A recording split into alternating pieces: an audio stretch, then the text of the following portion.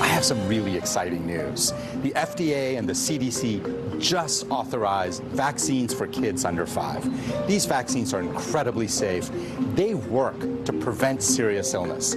That's why I have gotten all 3 of my children vaccinated. And now if you're a parent of a kid under 5, this is a great time to go out and get your child protected. Get them vaccinated.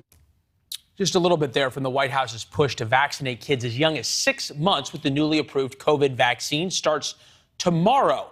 The White House rollout, the CDC rollout, all totally ignores the more than 80% of parents who are not convinced. Only 18% of American parents say they are eager to get their child vaccinated right away. 27% say they definitely won't. It won't come as a surprise that CNN and MSNBC ignore the 27% as well. The wait is now just hours away from being over. COVID-19 vaccinations for kids as young as 6 months old are expected to begin tomorrow. The wait is finally over. Starting Wednesday, little kids and babies will now be able to get a COVID shot. Well, the wait is finally over for parents who want to vaccinate their young children. If only the wait for baby formula was over, but I digress for a second. Forget for a second which side of the vaccination debate you are on. The White House and cable news would rather dismiss 80% of parents as wackos rather than have a reasonable discussion. Mae Davis is with us, former attorney in the Trump White House counsel's office. Why is that, you think? Well, they need to have a really big marketing push here because, as you said, there's a lot of parents who are either on the fence or just not going to do it. And they're very reasonable in that belief because, first of all, this is just emergency use authorization. This isn't even a full FDA authorization, which a lot of parents, I think, want to have to feel comfortable. But also, a lot of parents just don't see the need because there isn't a risk for their kids currently. You can count the number of COVID deaths, and that's with COVID, not from COVID, which we still don't really know, of children under the age of 5. So that's statistically 0, and hospitalizations is also statistically 0. I mean, if you go up to them and say, hey, I want to give your child just a saline shot, it has nothing in them, parents are going to say, I don't really know about that. So you can't just tell people it's safe, it's good, it's fine. There has to be a reason for it. And I just don't know if they've made the case for what the reason is. Why is there not been more of an effort to convince rather than browbeat?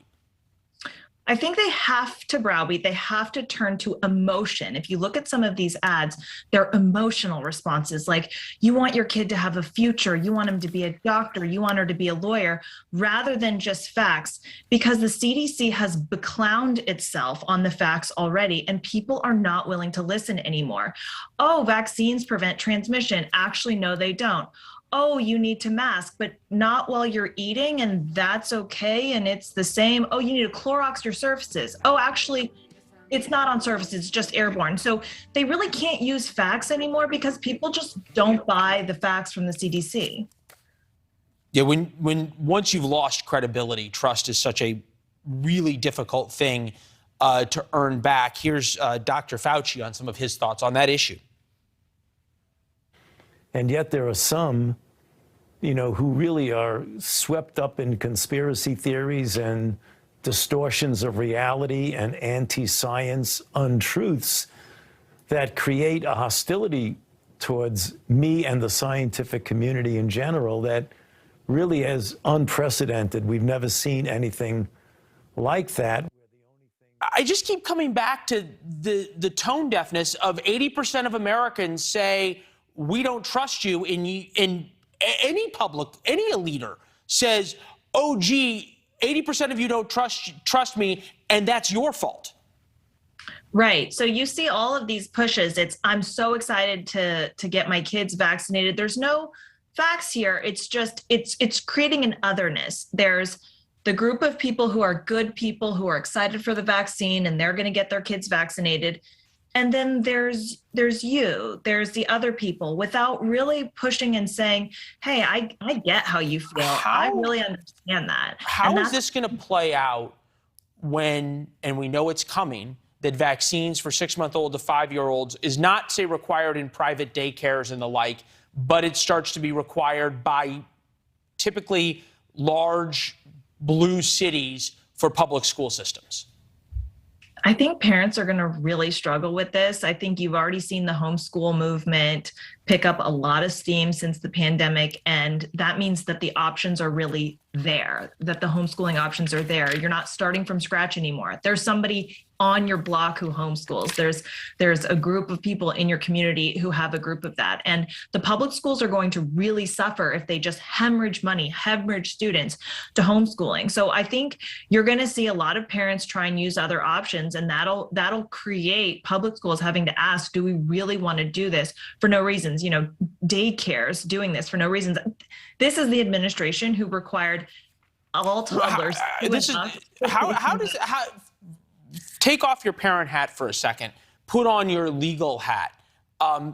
You're going to have the teachers' unions demanding vaccines, or they're not going to come to work. You're going to have administrators sort of caught in the center here. It's no skin off their back to require vaccines. The only option parents have is to walk out, right?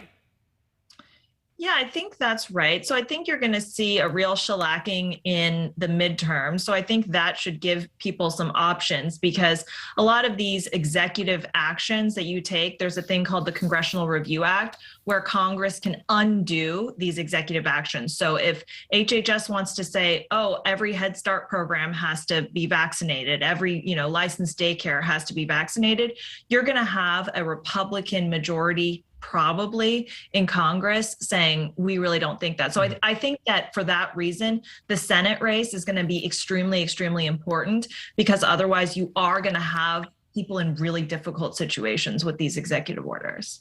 We did not plan it this way, but we could not think of a better segue to our next segment, just about whether or not Republicans are going to be able to take the Senate and some of their challenges in doing so. May, it's always good to see you. Thank you. Thanks, Leland.